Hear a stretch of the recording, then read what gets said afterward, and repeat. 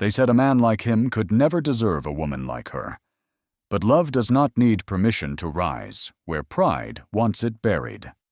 That day, Lagos stopped breathing. The rich came to laugh, the poor came to believe, and under a trembling church roof, two souls rewrote what it meant to love without fear. The morning sun over Lagos was cruelly bright, spilling gold over the narrow streets where gossip traveled faster than wind. Every corner echoed with whispers. In salons, at fuel stations, inside glittering offices and dusty workshops, the story had one name: Amaka Obi. The daughter of Chief Patrick Obi, the tycoon whose empire of wealth stretched from Victoria Island to Abuja, was marrying a mechanic from Ajagunle. Not a banker, not a doctor, not a businessman. A mechanic. A man whose fingers were always black with oil, whose roof leaked when it rained, whose dreams were too small to fit into her father's world. By noon, St. Mary's Chapel was full, not of guests, but of skeptics. The church pews groaned under the weight of lace gowns and perfume that smelled like power. Every woman's jail reached for the heavens. Every man's wristwatch flashed like arrogance. They hadn't come to bless her. They had come to watch her fall. "How can Chief Obi's daughter stoop so low?" one woman whispered. "A mechanic. What did he give her?" "An engine ring." Another snickered. "She will crawl back before the year ends." Their laughter rippled like poison, feeding the air with judgment.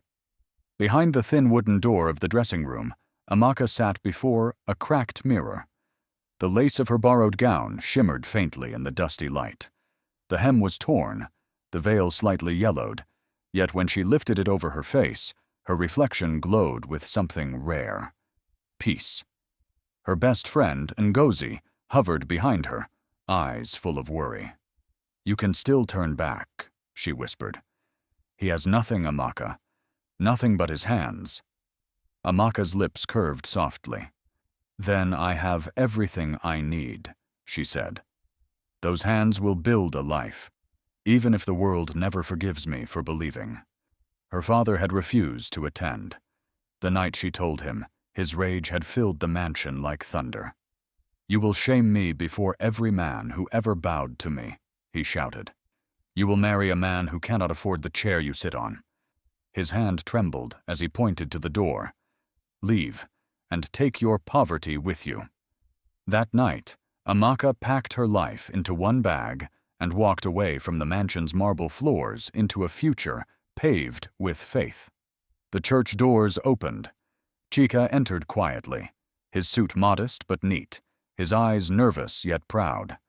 He was tall, strong, and carried himself with the dignity of a man who had nothing to prove, but everything to give. When Amaka saw him, the noise of the crowd melted away. He walked toward her slowly, each step measured, each breath deliberate. When he reached her, he didn't bow or speak. He simply took her hand, his fingers rough, trembling slightly. The contrast between their worlds could not have been sharper. Her pale silk glove meeting the calloused hands of a man who had spent his life fixing the broken. The pastor's voice trembled as he read their vows. Sweat glistened on Cheek's forehead, but his voice was steady. "I have no riches, no titles, no name that opens doors," he said, eyes locked on hers. "But I have two hands that will never stop working, and a heart that will never stop choosing you." Tears filled Amaka's eyes. "Then I choose those hands," she whispered, "because when the world turns away, they will still be there to hold me." Outside, thunder rolled faintly in the sky, low, distant, as if the heavens themselves were listening. The pastor smiled and lifted his Bible. "I now pronounce you husband and wife." The words fell into silence, swallowed by disbelief. For a long moment, no one clapped. Then came the laughter, sharp, cruel, echoing through the open doors. Someone muttered, "A marriage built on oil and shame." Cameras flashed, capturing the image that would later flood social pages. Amaka Obi, in a borrowed gown, stepping into a rusty Peugeot 504. But even as mockery rained like stones, something beautiful stirred in the air. As the engine coughed to life, Chike looked at her, guilt flickering in his eyes. "I can't give you the world," he said quietly. Amaka smiled through her tears. "You already gave me courage. The rest will come." The road stretched out before them, long, dusty, and uncertain. As they drove through the crowded streets, onlookers shouted, some in jest, some in awe. "Chief Obi's daughter married a mechanic," one boy yelled. "Imagine!" But for the first time, Amaka didn't hear the laughter. She leaned her head against the cracked window, watching the sunlight dance on puddles left by the morning rain. Every turn of the car's old wheels felt like the heartbeat of freedom. At a red light, an old woman selling oranges tapped on their window. Her face was lined with years, her smile knowing. "My daughter," she said in Igbo, "you have married a man who can fix anything, even hearts. Be patient. His hands will build more than engines." Amaka's eyes filled again. She pressed a few naira into the woman's palm and whispered, "Thank you, Mama." It felt like a blessing. By the time they crossed Third Mainland Bridge, the city lights were fading behind them, swallowed by dusk. The wind blew through Amaka's veil, carrying the smell of oil, sea, and something sacred. Chike reached for her hand, his touch uncertain, but warm. "One day," he said softly, his gaze fixed on the horizon, "they'll look for our names, not to mock, but to beg." She turned to him, her heart thudding with a strange, electric certainty. "Then let's build something they'll never forget," she replied. The road ahead glowed faintly under the dying sun, like a promise written in gold dust. Behind them, laughter still echoed across the city, cruel, arrogant, certain. But fate was already listening. Far away in Chief Obi's mansion, the chandelier trembled as thunder cracked across the sky. A servant rushed to close the windows, but the wind howled through anyway, carrying with it a whisper from the storm. You cannot lock out destiny. They did not begin with wealth, nor land, nor blessing. They began with ruins and called it home. The world had abandoned them after their wedding, but where Lagos saw a mistake, Amaka saw a miracle in disguise. Love was their only furniture, faith their only foundation, and still, they built a house that even the rich could envy. Not in walls, but in devotion. Their new life began behind the buzzing chaos of Ajagunle, where rusted rooftops glittered in the sunlight like broken glass, and the air smelled of metal, sweat, and survival. A narrow alley led to a one-room apartment that stood directly behind Cheek's workshop, a structure made from old shipping containers, its walls patched with tin and stubborn hope. That was where they lived, the mechanic and the woman the city called foolish. Inside, the room was small enough that when Cheek stretched his arms, his hands brushed both walls. The ceiling leaked whenever the sky wept, and the floor was a patchwork of cement and mud. But Amaka, with a mind that refused to surrender, made it theirs. She turned torn curtains into wall hangings, spread an old bedsheet over 2 crates to make a table, and arranged a single plastic flower in a bottle of Fanta, as though daring poverty to look her in the eye. "We'll make this place proud of us," she would whisper each morning as she swept the floor. Chike worked outside in the workshop from dawn till midnight. His hands were his only inheritance, hands that had fixed engines since boyhood, hands that spoke a language of bolts and courage. From sunrise, the sound of metal filled the air, the clink of wrenches, the hiss of welding, the thump of stubborn engines being coaxed back to life. Children from nearby streets often gathered to watch him work. "The man who marries the rich girl," they teased. He smiled faintly, ignoring them. Inside his silence lived a promise that one day their laughter would become applause. Amaka helped however she could. Each morning she rose before the sun, frying puff-puff on a small charcoal stove. The sweet scent drew drivers and apprentices from the road. 2 for 50, she'd call cheerfully, handing them paper-wrapped treats with a smile that melted the fatigue of the morning rush. Her palms were often burned, her face glistened with sweat, but her joy was unshakable. She saved every naira she made in an empty biscuit tin beneath their bed, whispering over it each night. "This will feed our dream." In the evenings, when the last car rolled away and the smell of petrol faded into the wind, Cheek would return home, tired, soot-covered, but alive.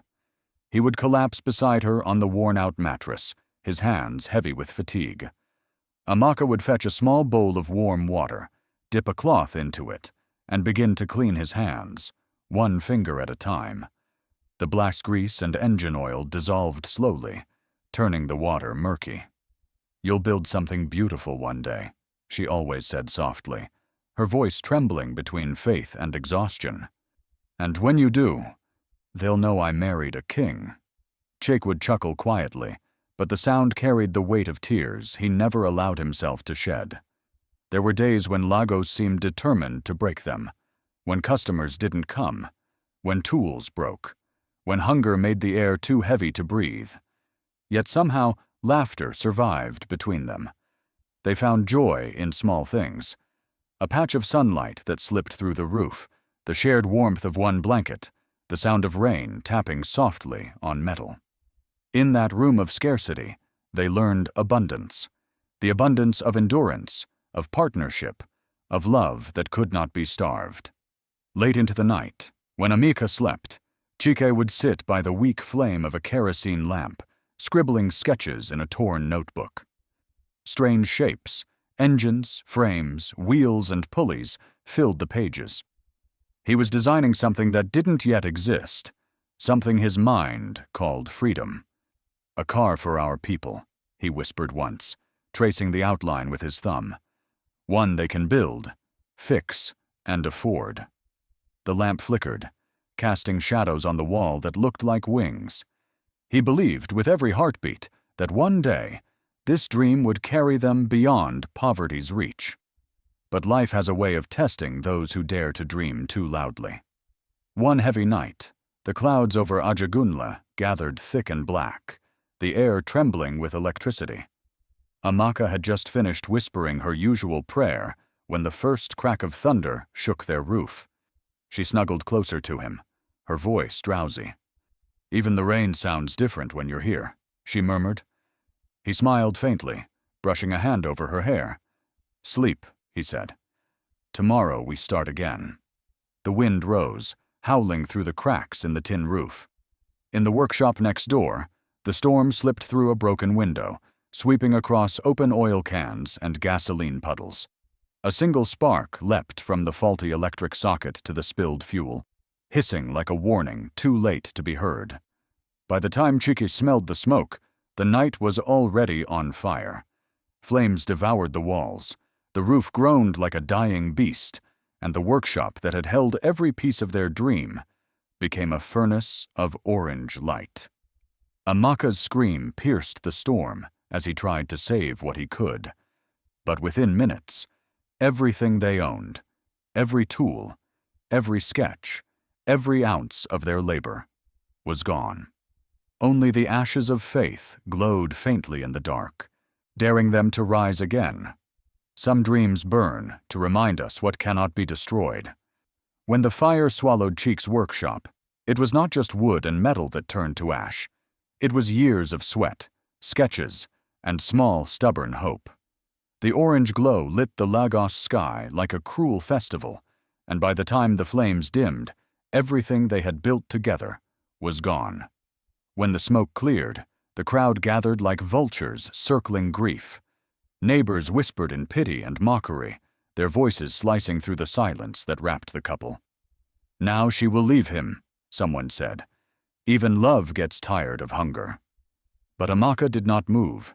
Her wrapper was torn, her face streaked with soot and tears, yet her eyes held a calm defiance. She looked at Cheek, the man standing barefoot amid the ruins, and saw not failure, but the same flame that had drawn her to him years ago. He stood motionless, staring at the blackened remains of his dream. His hands, Those hands that had built everything he owned hung useless by his side. "It's all gone," he whispered. "Even the car I was building, even the tools." Amoka reached out, her touch steady. "Then we'll start again," she said softly. "Dreams don't die in fire. Only doubt does." The sun rose slowly, painting the ruins gold, as though heaven itself was ashamed of what it had witnessed. They had nowhere to begin. No savings, no tools, no roof that didn't leak.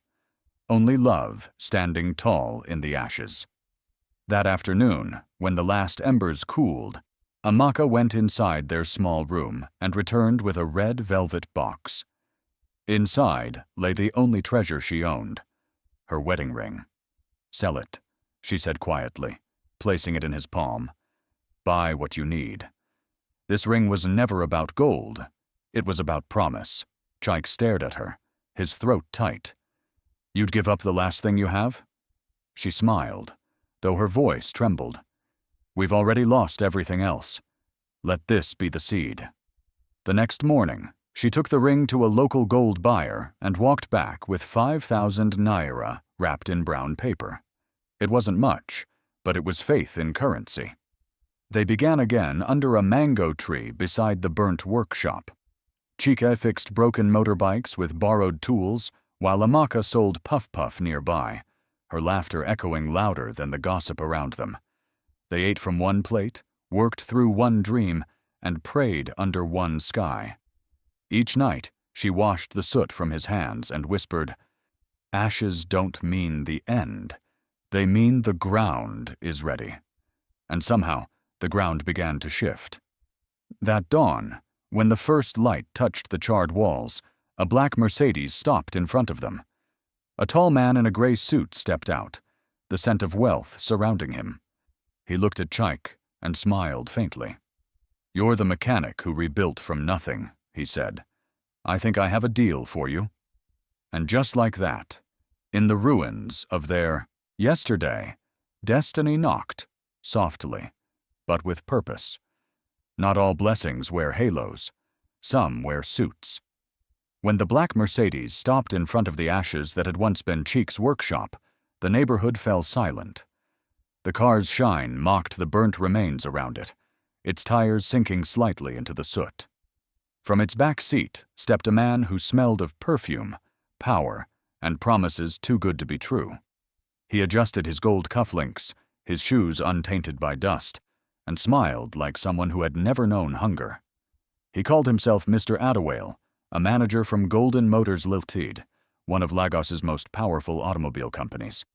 The same company that had once rejected Chike when he begged for work. His voice carried confidence, wrapped in manipulation. "I heard your name," he said, surveying the wreckage of the burnt shed. "People say you fixed the impossible. Golden Motors needs a man like you, though we cannot pay much." Chike's eyes narrowed. He understood exploitation when he heard it, but poverty does not negotiate with pride. "What kind of work?" Chike asked. Adewale gestured lazily toward his car. "Company trucks, old, dying, and many. You'll repair them for a small fee. Think of it as a chance to prove yourself." His words dangled like bait. Amaka, standing in the background, could almost hear the whispers of the city. "Opportunity is never fair, but it is still opportunity." She placed her hand on Cheek's shoulder. "Take it," she whispered. "Even darkness can hide a beginning." The deal was made. Within days, broken trucks began to appear. Engines coughing smoke, axles rusted, tires collapsing under age. Chike worked from dawn until the moon rose high. With borrowed tools and blistered hands, he brought dead machines back to life. Adewale visited occasionally, offering faint praise and half payments, but Chike never complained. "Let him use me," he said one night, his hands trembling with fatigue. "One day I'll build something he cannot afford." Amaka stood by him through every long hour. She cooked by lantern light, washed his grease-stained shirts, and listened to his silence turn into sketches. He had begun drawing, small outlines of something bigger than any engine he had ever repaired. When she asked what it was, he smiled faintly. "A dream that won't burn," he said. The days grew harder. Some nights he forgot to eat. Some mornings he couldn't stand. Yet even exhaustion couldn't dim the fire that had begun behind his eyes. One stormy night, rain hammered the roof of their little shed. Amaka woke to find the lamp still glowing and the sound of metal scraping faintly in the corner. She rushed out and froze. Chake lay on the floor, his body limp, his face pale with exhaustion, one hand still gripping a pencil. Beside him, on a sheet of oil-stained paper, was the drawing of an engine unlike any she had ever seen. Bold, intricate, revolutionary. Across the Adabai top, in smudged handwriting, he had written one word: freedom. Amaka knelt beside him, tears falling on the blueprint as thunder cracked across the sky. "You didn't just fix their machines," she whispered, clutching his lifeless hand.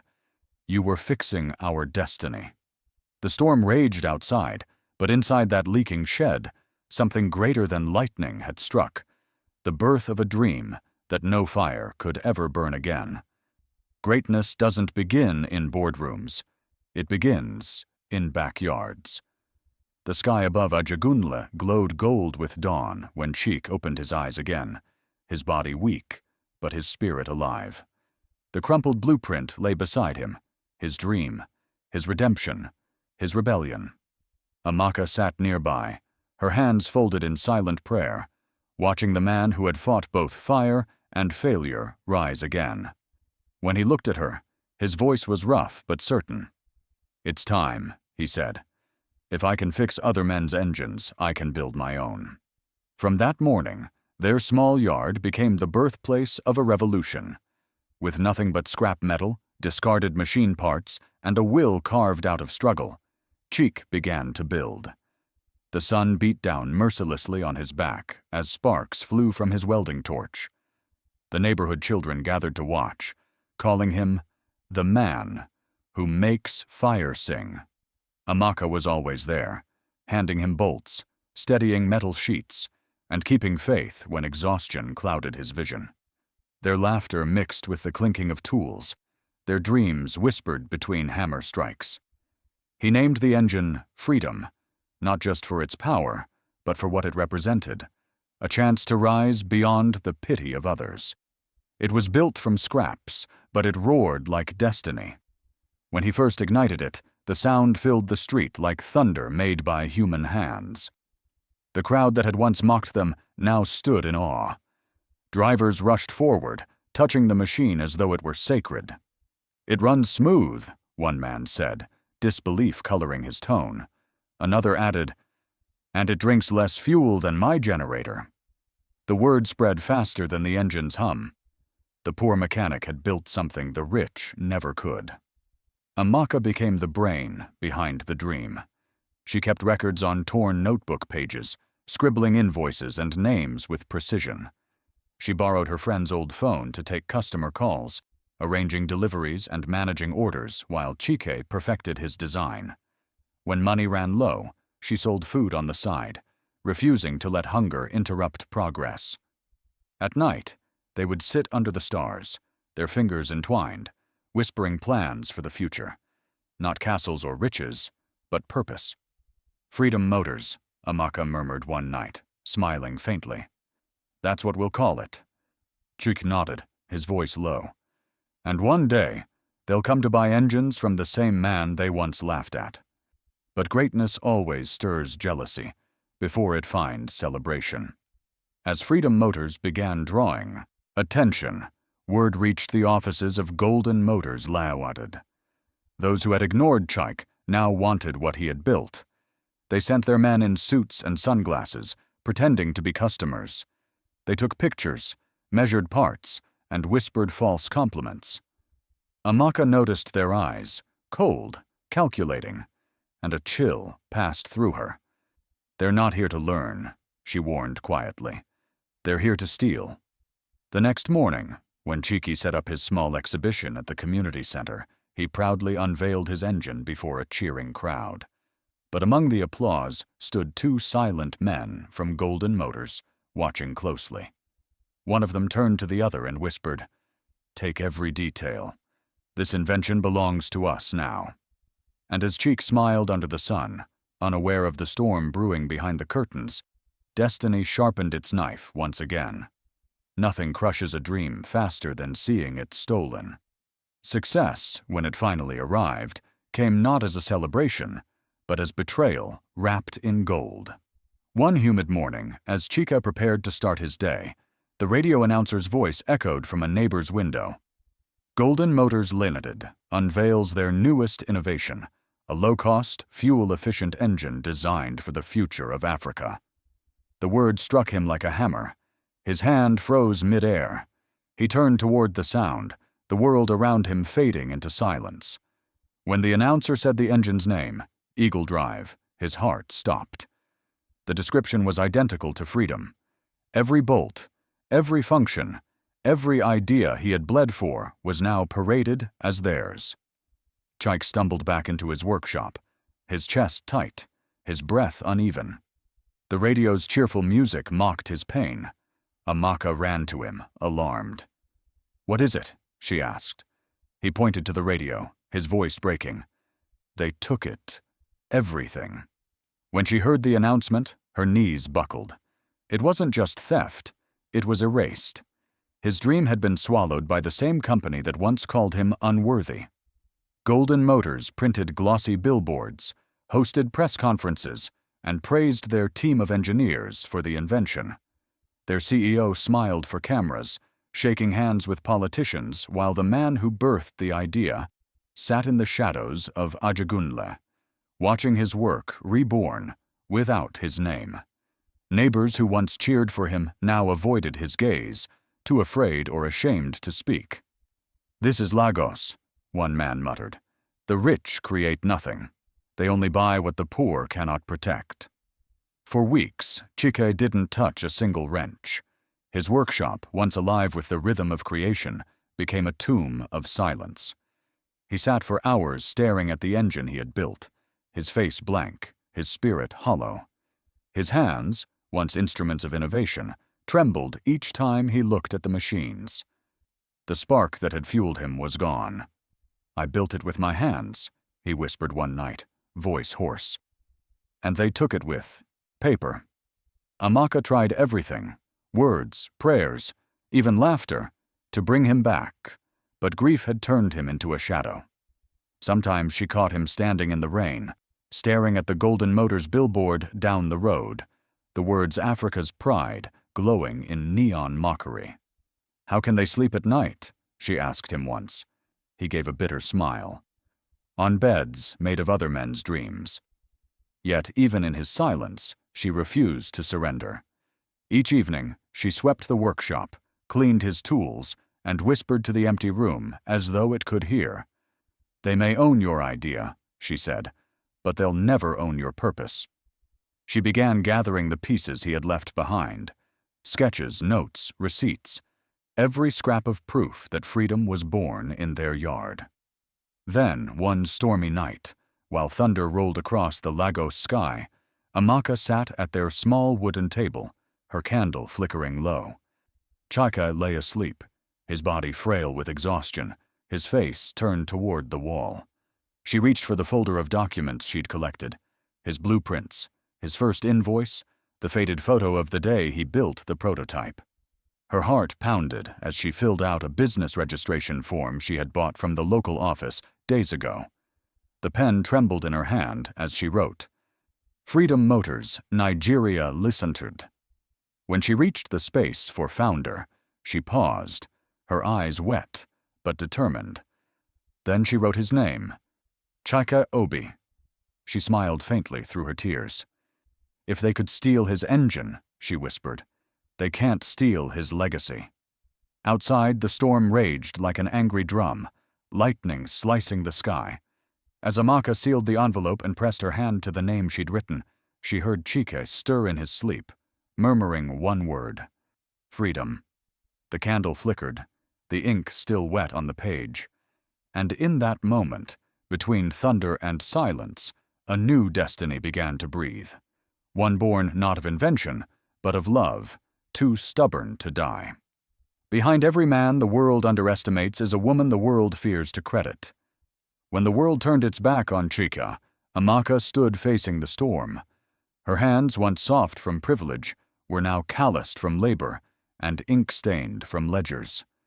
She had watched her husband's heart break under betrayal, and instead of mourning with him, she decided to fight for him. "If the world won't give you a name," she said one morning, tying her scarf, "I'll make them remember it." While Chaike rebuilt engines, Amaka built a company. She started small, carrying flyers printed on cheap paper through the markets of Lagos. The noise of generators and hawkers drowned her voice, but her conviction cut through the chaos.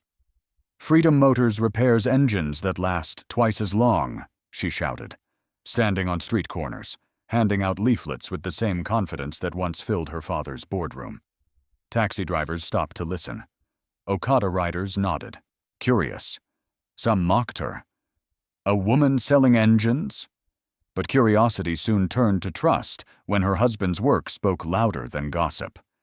Amaka went beyond the markets. She visited transport unions, mechanic villages, and old customers, offering repairs on credit, promising quality others only pretended to deliver. She smiled through exhaustion, negotiated with charm, and kept every promise. Slowly, orders began to grow. Drivers brought their friends. Small delivery companies came asking for parts. Each success stitched a piece of Cheek's confidence back into place. When he came home one evening and saw the workshop full again, his eyes filled with tears. "You brought life back to my hands," he said softly. She only smiled. "You built the fire," she replied. "I just fed it." Within a year, Freedom Motors had grown from one man's dream to a team of 10, welders, apprentices, and engineers, who all called Chike Oga Freedom. The once silent yard now roared with the sound of ambition, hammers striking metal, engines humming, and laughter echoing through the walls. Amaka managed every detail: payroll, orders, phone calls, and supplies. She spoke to clients like a professional, though her office was just a table under a corrugated roof. Every night, when the workers left, she sat beside Cheek in the glow of a single lamp, balancing accounts and dreams on the same sheet of paper. Their progress was slow, but steady. With the money they earned, they expanded the workshop, building it twice the size of the one that fire had devoured years before.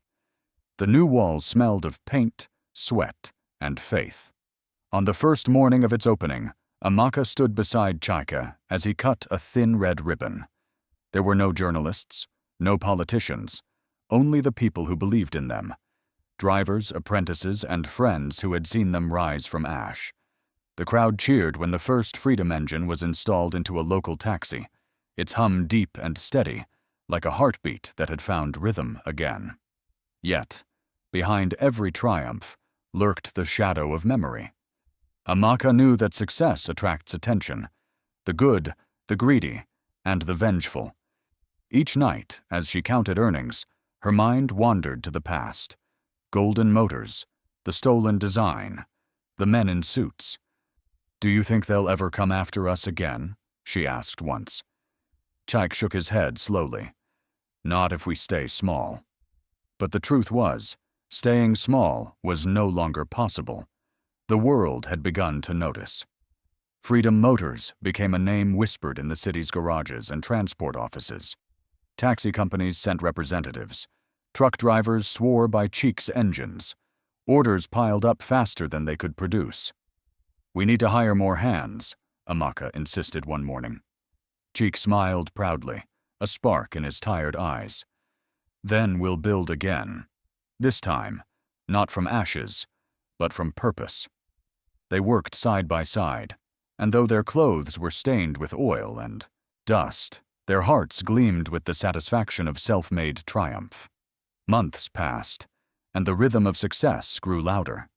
For the first time in years, Amaka allowed herself to dream. Of a showroom, of exporting engines, of proving that brilliance didn't need a surname to matter. But fate, patient and cruel, was only waiting for the right moment to remind them that success never comes without a price. It happened on a Tuesday afternoon. The rain had just stopped, and sunlight broke through the clouds, spilling gold across the workshop floor. Amaka was reviewing invoices when a delivery boy entered, holding a large brown envelope sealed with the emblem of a law firm. "Madam," he said nervously, "a letter from Golden Motors." She froze, her heart pounding. Chuck took the envelope from her trembling hands and tore it open. His eyes scanned the pages, his expression darkening with each line. "They're suing us," he whispered, disbelief coating his voice. "For patent infringement. They claim we stole their design." For a moment, the workshop seemed to stop breathing. The sound of tools, laughter, and engines faded into silence. Amaka's hands went cold as she met her husband's gaze. "They're trying to erase you again," she said quietly. He looked down at the paper, a document written in the language of power, stamped with authority, soaked in deceit. "Then we'll fight," he said at last, his voice trembling but resolute. That night, as lightning flickered across the horizon, Amaka sat alone in the workshop, the lawsuit spreading before her like a wound reopened. She ran her fingers across the name Freedom Motors Nigeria Limited and whispered into the storm. "They built their empire on theft. We'll build ours on truth." Outside, thunder roared like applause from the heavens, as if even the sky knew that the real war had just begun. Justice may walk slowly, but truth never limps. The air inside the Federal High Court of Lagos was thick with tension and perfume, the scent of money, power, and fear. On one side sat the polished lawyers of Golden Motors Limited, their suits pressed, their briefcases gleaming, their confidence reeking of entitlement. On the other sat Chike Obi, a man in a worn brown jacket, his hand still stained with engine grease, sitting beside his wife, whose eyes held more strength than any argument in the room. It was not just a lawsuit. It was a battle between arrogance and perseverance, between the men who bought ideas and the man who built them. Golden Motors attorneys spoke first, their words flowing like oil, smooth, rehearsed, poisonous. They called Chike a fraud, an opportunist who had stolen an idea from the company that had once employed him temporarily. Their voices carried the weight of wealth, their laughter slicing through the courtroom like polished knives. They waved glossy documents, patent filings, and photographs, trying to bury truth beneath paperwork. "Freedom Motors," one of them declared, "exists only because of our generosity. We nurtured him, and he repaid us with betrayal," the crowd murmured, heads shaking in disbelief. Chike sat still, jaw clenched, his pride wrestling with his pain. Every insult landed like a hammer on the anvil of his dignity. Amaka, sitting beside him, placed her hand over his, her thumb brushing lightly against his knuckles. "Don't let their noise drown your truth," she whispered. "We built this from nothing. The world will see it." When their turn came, their lawyer, a modest young man named Barrister Namdi, who had taken the case for almost no fee, rose with trembling resolve. His suit was old, his shoes scuffed, but his voice carried the quiet thunder of conviction. "My lord," he began, "this case is not about engines. It's about injustice. It's about a system where those who create are silenced by those who can afford to steal." He presented Cheek's original sketches, the first invoice, the registration papers Amaka had filed by candlelight, and even the faded photograph of the first Freedom prototype. Each piece of evidence was small, imperfect, but together they painted a truth too raw to deny. The trial dragged on for months. Every hearing drained their savings. Every delay tested their faith. Chike repaired engines by day and studied court papers by night. Amaka sold food outside the courthouse to cover transport fees. There were days when they thought of giving up, when humiliation felt heavier than hope. But each morning they returned, their heads held high, their love unbroken. The workers of Freedom Motors came too, men in overalls and women with grease on their palms, filling the back benches like silent witnesses of endurance. Golden Motors tried every trick. They forged letters, bribed witnesses, and even attempted to buy Cheek's silence. But every lie eventually began to collapse under the weight of its own arrogance. During one hearing, when a Golden Motors engineer was asked to explain how their supposed innovation worked, he stammered through half the question before admitting, "I don't know. I didn't build it." The courtroom rippled with gasps. Cheek lowered his head, tears stinging his eyes, not from pain this time, but from vindication that felt divine. When the final judgment day arrived, Lagos stood still.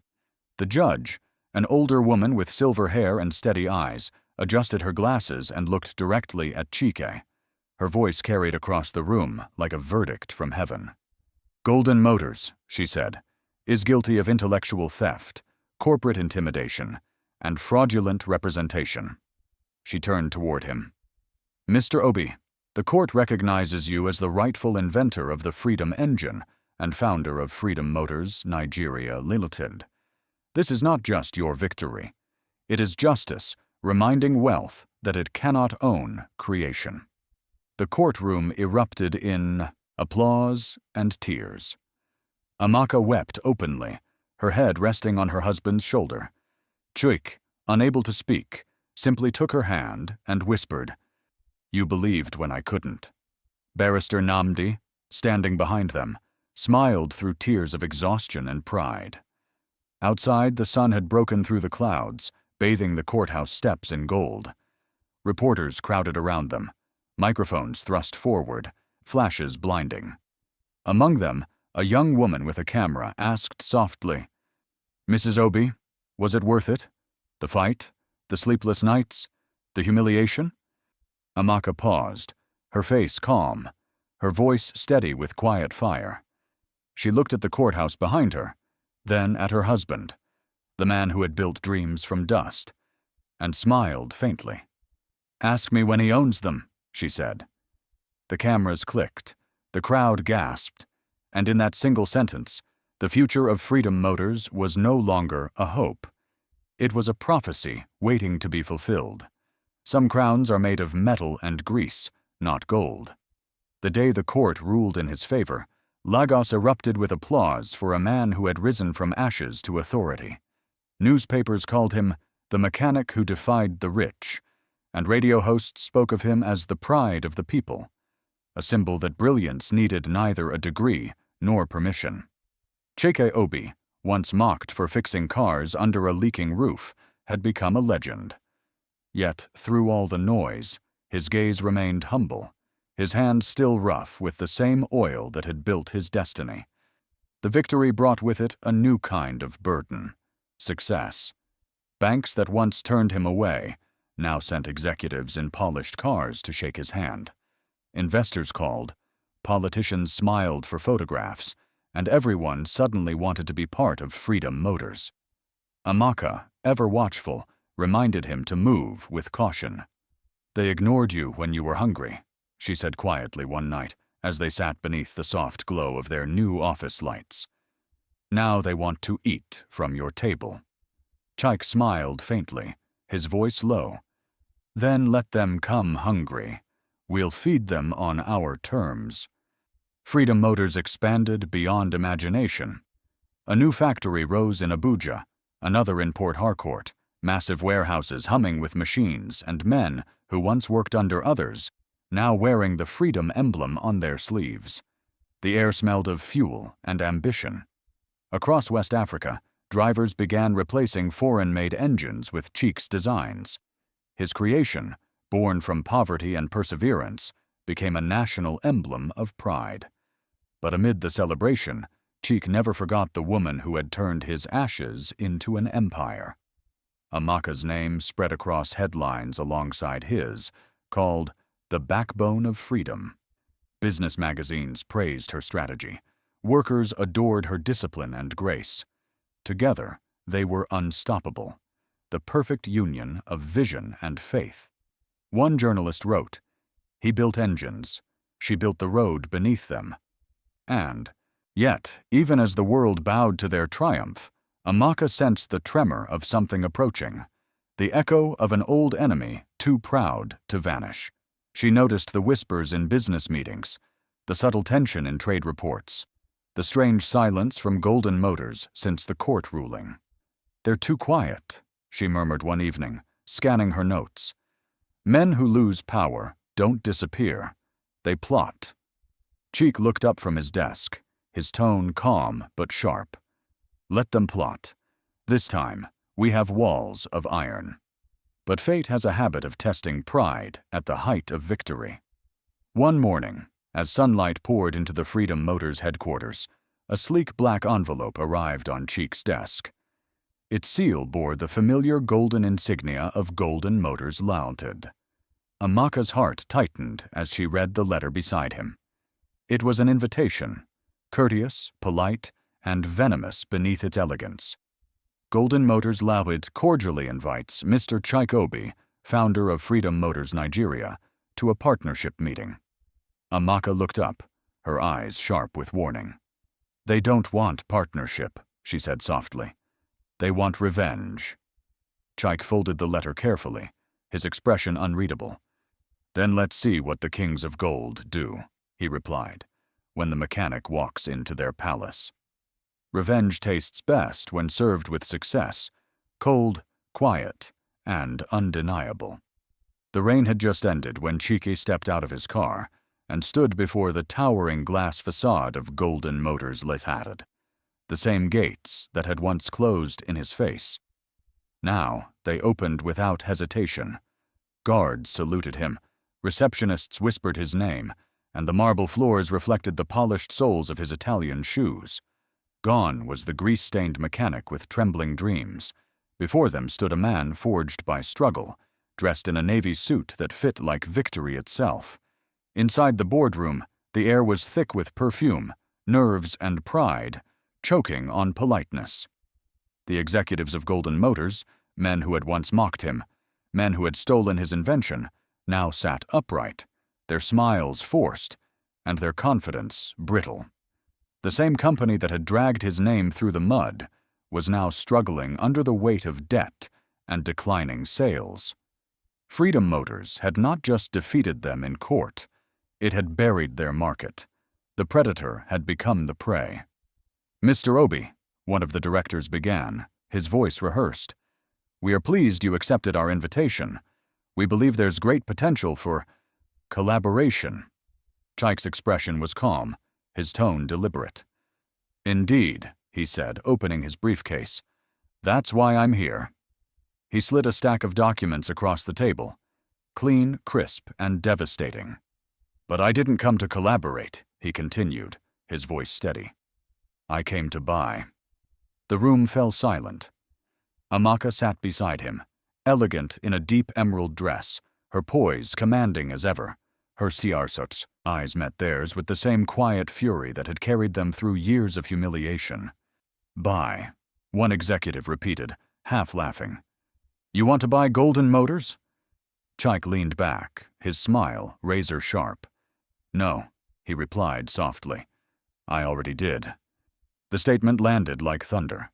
He explained calmly, each word tightening the noose around their pride, how Freedom Motors had acquired a controlling interest through silent shares, how their investors had already signed over their stocks, how the empire they had built on deceit now belonged to the man they once dismissed as a joke.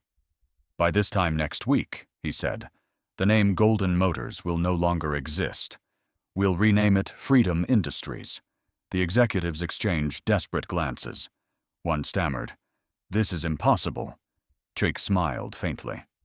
So was a mechanic building an engine from scraps, yet here we are. The boardroom, once a stage for his humiliation, now echoed with his triumph. Amaka watched in silence, her hands folded, her heart beating with poetic satisfaction. Every sneer, every insult, every tear shed in the shadows, all of it had led to this moment. As the last signature was scrawled on the contract, the room seemed to shift, the balance of power finally restored. The men who had laughed were now silent, their arrogance replaced with disbelief. Chike stood, closing his briefcase slowly, his gaze sweeping across the faces that once looked down on him. He smiled, calm, controlled, and mercilessly kind. "For every laugh you gave us," he said quietly, his voice carrying across the stunned room. "Here's our receipt." Amaka rose beside him, her eyes shimmering with quiet triumph. As they walked out, the echoes of their footsteps filled the hall, heavy, deliberate, and final, the sound of justice dressed in success. When love refuses to break, it becomes legacy. The world often remembers the men who build empires, but few remember the women who build the men. And in the story of Chike and Amaka Obi, both were carved from the same unyielding faith, a love that refused to bow, even when the world laughed. Years after that day, in the Golden Motors boardroom, Freedom Motors Nigeria Limited had become more than a company. It was a movement. Across the nation, mechanics once shunned and underpaid now wore uniforms proudly bearing the company's emblem, a golden heart surrounded by iron gears. It wasn't just a logo, it was a story. Their story. A symbol of two souls who had welded hope and hardship into something the world could no longer ignore.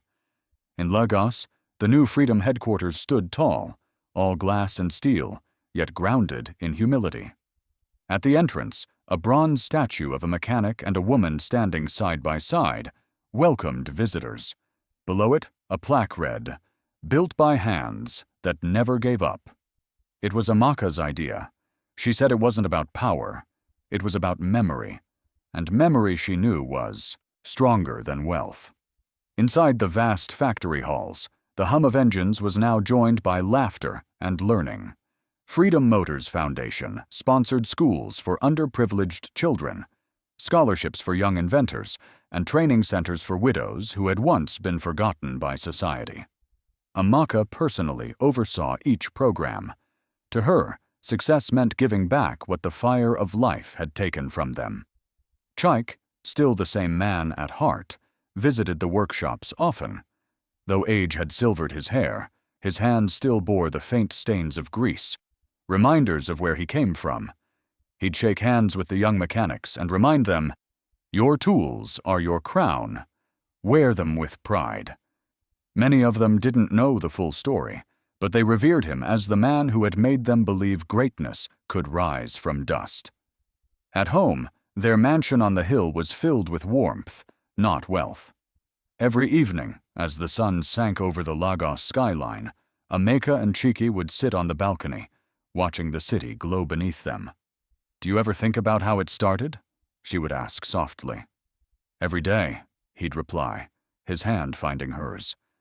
"Sometimes I think the fire didn't burn us. It refined us." She'd smile, eyes glistening. "Then let's make sure it refines others too." Their love, once mocked, had become the foundation of something eternal. Newspapers called them Nigeria's power couple of purpose.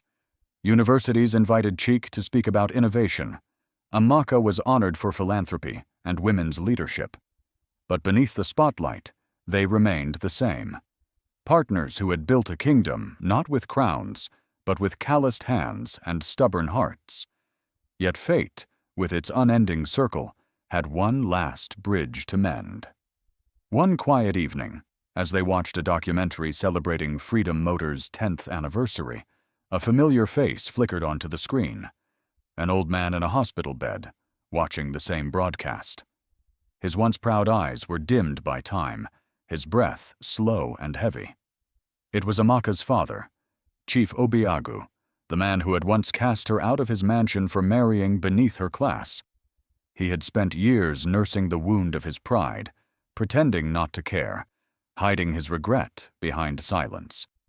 But as he watched the story unfold, the images of his daughter distributing scholarships, Chike shaking hands with presidents, workers chanting, "Freedom," the tears came.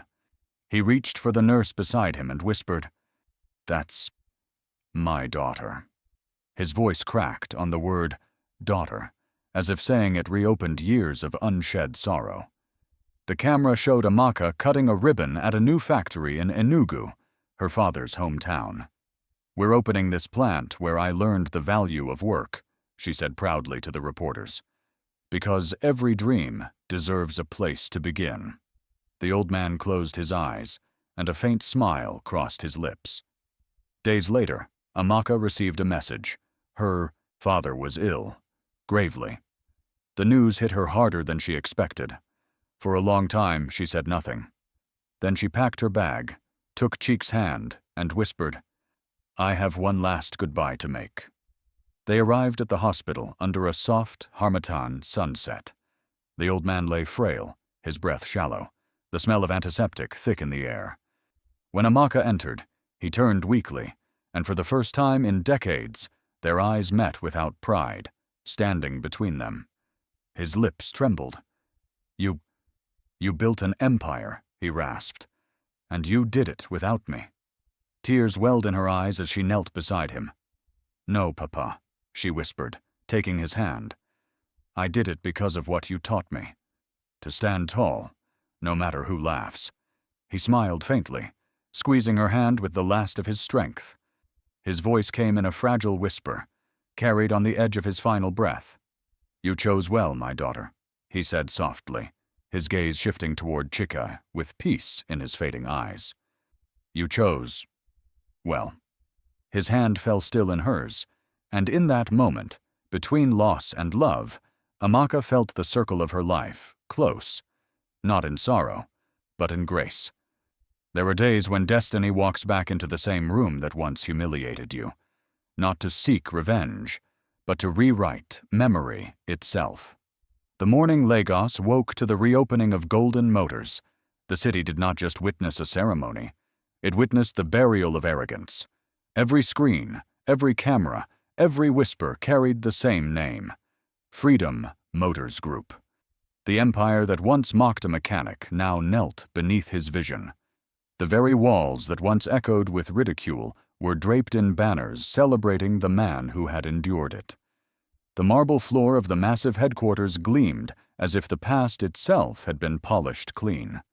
The red carpet stretched from the entrance to the podium, lined with photographers, reporters, and politicians, eager to shake hands with the man whose rise had defied every rule of wealth. Then the doors opened, and silence fell like a tide. Chike Obi stepped inside, tall, calm, unhurried.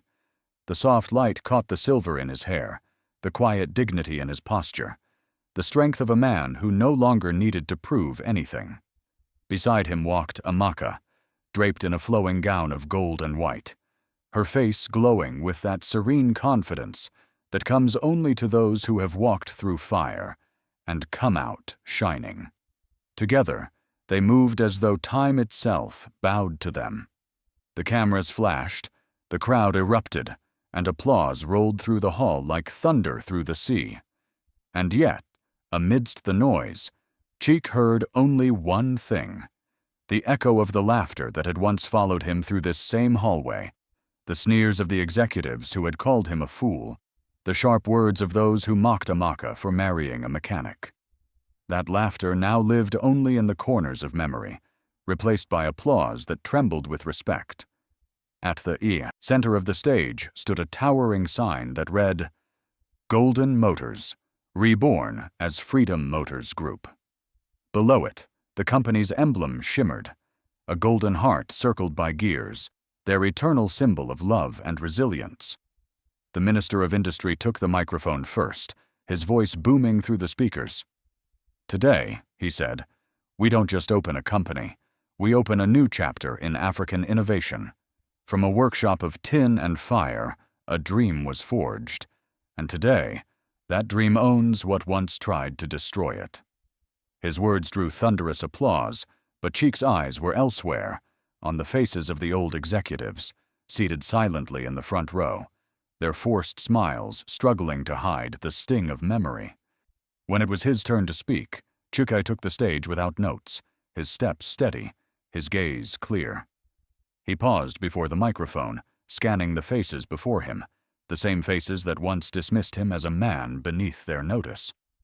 "I remember this building," he began quietly, his deep voice carrying a calm authority that silenced the crowd. "Years ago, I stood outside these gates. I wore a shirt soaked in sweat and hope. I waited 6 hours for a chance to show what I had built, and when I was finally seen, I was laughed out of the lobby. The hall was utterly still. Cheke continued, each word deliberate, each syllable cutting through the air like truth long delayed. I remember walking home that night, and my wife, he turned toward Amaka, his eyes softening, told me something I've never forgotten. She said, "They can laugh at you, but they cannot define you." And she was right. Their laughter built my will. Their rejection became my raw material. And now, their company bears my name. Gasps rippled through the room, followed by applause that grew until it shook the chandeliers. But Cheek lifted his hand gently, humbling the noise. "This," he said, "is not a story of revenge. It's a story of redemption. I don't stand here as a conqueror. I stand here as proof that faith, when married to work, cannot die." Amaka joined him at the podium. Her presence softened the room, her grace commanding quiet without effort. "When Cheek had nothing but faith," she said, her voice steady, "I followed that faith, not because it was easy, but because I saw in him what the world refused to see. A builder, a believer, a man whose worth was never measured by his wallet." Her words resonated through the hall, and many in the audience lowered their eyes, remembering their own laughter from years past. "We stand here today," she continued, "not to celebrate power, but perseverance. For every woman told she married beneath her, for every man told his dream is too small, we built this for you." The applause that followed was not just celebration, it was confession, a city admitting its mistake. Later, as they walked through the refurbished factory floor, the walls adorned with photographs from their journey, their wedding day under a rusted roof, the burned workshop, the first Freedom engine, employees lined the walkways clapping. Some cried openly, chanting, "Freedom, freedom." The sound filled the air like music, alive and real. As they reached the end of the corridor, a massive window revealed the factory yard outside. A fleet of sleek new cars bearing the Freedom Motors logo, ready for export. The sun bathed the metal in bright light, turning it into a sea of shining silver and blue. Cheek's reflection caught in the glass, and for a moment, he saw both the man he was and the man he became standing side by side. He exhaled deeply, a sigh not of exhaustion, but of completion. "It's strange," he murmured, "how silence feels louder than applause." Amaka smiled gently, her hand resting on his arm. "That's not silence," she whispered. "That's the sound of laughter dying." As they stepped onto the balcony overlooking the factory, the crowd erupted again below, chanting his name. Amaka leaned close, her voice low, tender, and proud. "Do you remember what they said?" she whispered. "The day I married you, that I had thrown my life away." Cheek's eyes softened, a smile curving his lips. "Yes," he said quietly. Amaka looked out at the glittering cars beneath them, the very dream that had once been mocked. "They laughed when I said you'd build something beautiful," she said, her voice trembling with emotion. "Now they drive it. If this story moved you, stay till the very end. There's always more to learn from love that refuses to break. Like, share, subscribe, and keep watching for more powerful tales of faith, struggle, and redemption. Let every story remind you that no beginning is too small, and no dream too far to reach. The next story might just be the one that changes how you see life forever."